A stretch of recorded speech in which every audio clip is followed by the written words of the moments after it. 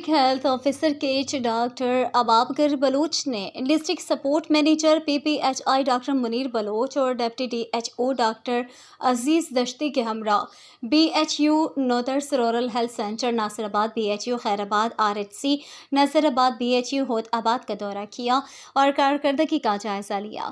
اس موقع پر ہیلتھ کے شعبوں کے انچارجز نے انہیں بریفنگ دی اور حل طلب مسائل بیان کیے۔ MCH سینٹر نودرس کے انچارج نے انہیں بتایا کہ اس سال اب تک یہاں پر 24 بچوں کی پیدائش ہوئی ہے۔ RHC ناصر آباد کی سیکنڈ شفٹ اگلے ہفتے سے دوبارہ شروع کیا جا رہا ہے۔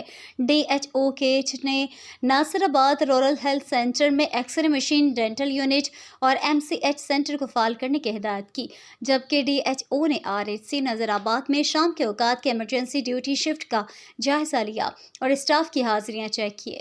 DHO نے RHC تمب میں شام کے وقت ہاسپٹل کا جائزہ لیا، ڈیوٹی پر موجود ہیلتھ کیئر پرووائڈرز سے ملاقات کی۔